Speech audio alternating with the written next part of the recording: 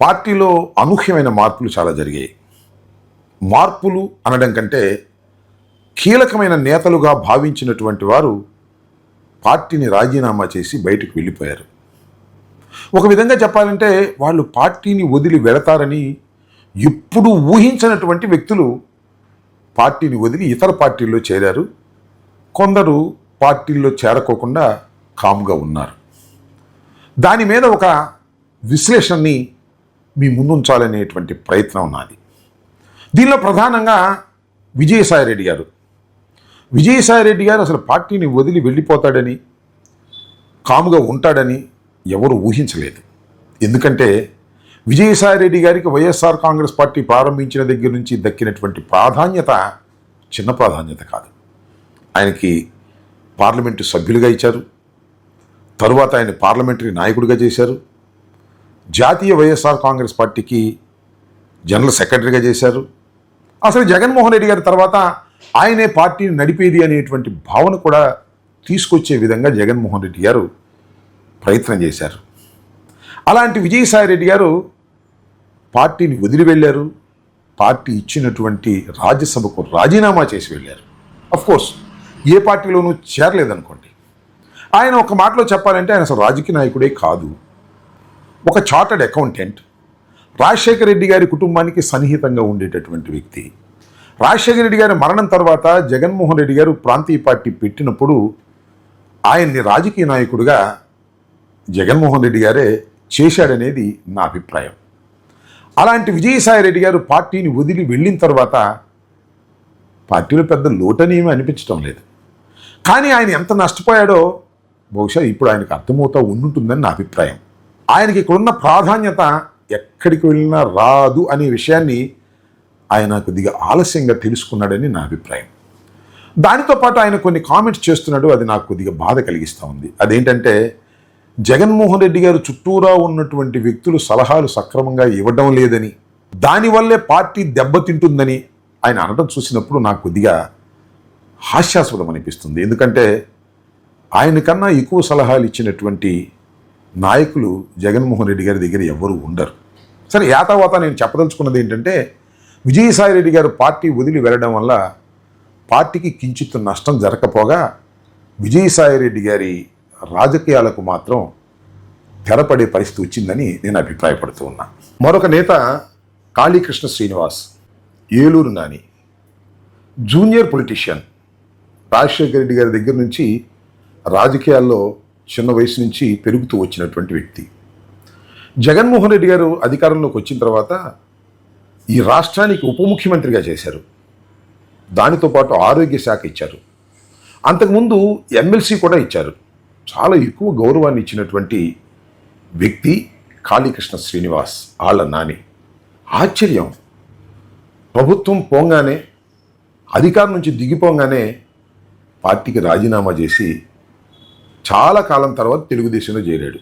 ఎందుకంటే తెలుగుదేశంలో చేర్చుకోవడానికి లోకల్ నాయకత్వం అంగీకరించలేదు, వ్యతిరేకించింది. అయినా ఆ పార్టీలో చేరాడు. గుర్తింపు శూన్యం, ఎక్కడ కనిపించడం లేదు. మరొక వ్యక్తి గురించి మనం చెప్పుకోవాలి ఇక్కడ. ఆయన రాజకీయ నాయకుడే, బాలినేని శ్రీనివాస్ గారు. ప్రకాశం జిల్లాలో అంతా తానై నడిపినటువంటి వ్యక్తి. కాంగ్రెస్ పార్టీలో కూడా మంత్రి చేశారు. రాజశేఖర రెడ్డి గారు మరణం తర్వాత జగన్మోహన్ రెడ్డి గారు ప్రాంతీయ పార్టీ పెట్టే సమయంలో పార్టీని కాదని బయటకు వచ్చాడు. మంత్రివర్గానికి రాజీనామా చేసి వచ్చాడు. ఒక విధంగా త్యాగమే చేసి వచ్చాడని చెప్పాలి. అలాంటి బాలినేని శ్రీనివాస్ గారు వైఎస్ఆర్ కాంగ్రెస్ పార్టీ నుంచి బయటకు వెళ్ళిపోతాడని ఎవ్వరూ ఊహించి ఉండరు.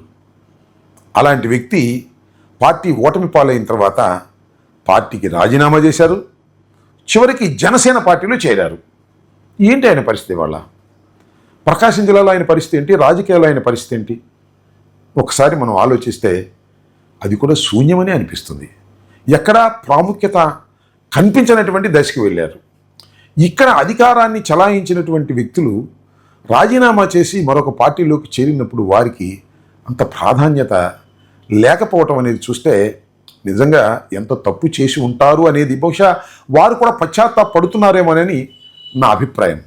అలాంటి బాలినేని శ్రీనివాస్ గారు కూడా రాజకీయంగా తెరమరుగయ్యే పరిస్థితి వస్తుందేమోననేటువంటి సందేహాలు కలుగుతూ ఉన్నాయి. మరొక వ్యక్తి కిలార్ రోసే గారు. సరే, కిలార్ రోసే గారు యాక్చువల్గా పీఆర్పీలో కూడా అంతకుముందు పోటీ చేశారు. వాళ్ళ నాన్నగారు తెలుగుదేశంలో కూడా పోటీ చేసి ఎమ్మెల్యే కావాలని అనుకున్నారు. ఎప్పటి నుంచో ఎమ్మెల్యే కావాలనేది వారి కుటుంబ కోరిక. జగన్మోహన్ రెడ్డి గారు దయ వల్ల పొన్నూరు నియోజకవర్గం నుంచి శాసనసభ్యుడిగా ఎన్నిక కాబడ్డాడు. ముఖ్యంగా ఆయన ఉమారెడ్డి వెంకటేశ్వర్లు గారికి స్వయాన అల్లుడు. ఎట్టకేలకు పొన్నూరులో శాసనసభ్యుడిగా అయ్యాడు. 5 సంవత్సరాలు ఉన్నాడు. అధికారం పోగానే జనసేనలోకి వెళ్ళి జనసేనలో చేరిపోయాడు. మరి ఆయన భవిష్యత్తు ఎలా ఉంటుందో చూడాలి. చాలా ఇంపార్టెంట్ వ్యక్తి మోపిదేవి వెంకటరమణరావు గారు. జగన్మోహన్ రెడ్డి గారితో పాటు జైల్లో కొంతకాలం ఉన్నారు. అందువలనేమో ఆయన మీద అత్యంత ప్రేమలో ఆయన ఓటమి పాలయ్యాడు రేపటి నుంచి. అయినా కూడా జగన్మోహన్ రెడ్డి గారు ఓడిపోయినా ఆయన క్యాబినెట్లోకి తీసుకున్నారు. క్యాబినెట్లోకి తీసుకోవటమే కాదు, ప్రాధాన్యత కూడా ఇచ్చారు. ఆ తర్వాత ఒకానొక సందర్భంలో కౌన్సిల్ని రద్దు చేయాలనుకున్నప్పుడు ఆయన కౌన్సిల్కు రాజీనామా చేస్తే మంత్రివర్గం నుంచి తప్పుకుంటే ఆయన్ని రాజ్యసభ సభ్యుని చేసి ఢిల్లీ పంపించారు. ఒక విధంగా అనూహ్యమైనటువంటి ప్రాధాన్యతని మోపిదేవి వెంకటరమణారావు గారికి ఇచ్చారు. అలాంటి మోపిదేవి వెంకటరమణారావు గారు ఆశ్చర్యం ఏంటంటే పార్టీ ఓటమి పాలైన తర్వాత ఆయనకి ఇచ్చినటువంటి రాజ్యసభ సభ్యత్వానికి రాజీనామా చేసి పార్టీని వదిలి తెలుగుదేశంలో చేరారు.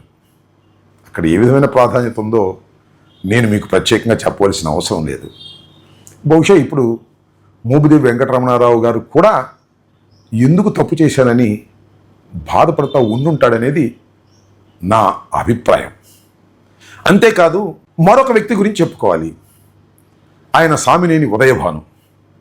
రాజశేఖర రెడ్డి గారికి అత్యంత సన్నిహితుడిగా ఉన్నటువంటి వ్యక్తి.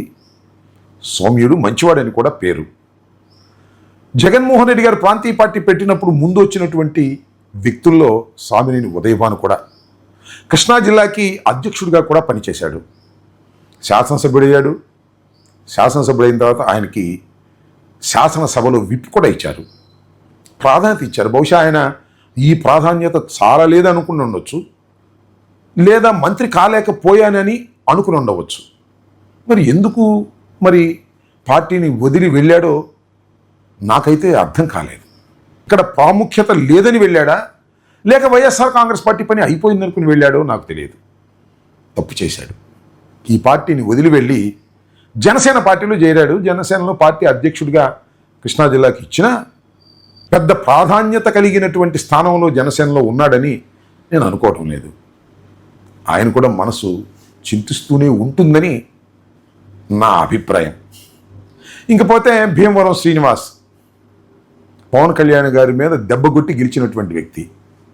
రాజకీయాలకు కొత్తగా వచ్చాడు, వ్యాపారస్తుడు. మరి ఆయనకేం బాధ కలిగిందో ఆయన రాజీనామా చేసి వెళ్ళాడు. బహుశా ఇంతవరకు ఏ పార్టీలో చేరలేదు అనుకుంటాను. ఆయన కూడా కాంగ్రెస్ పార్టీ నుంచి వచ్చినటువంటి వారసత్వంతోనే వచ్చినటువంటి వ్యక్తి.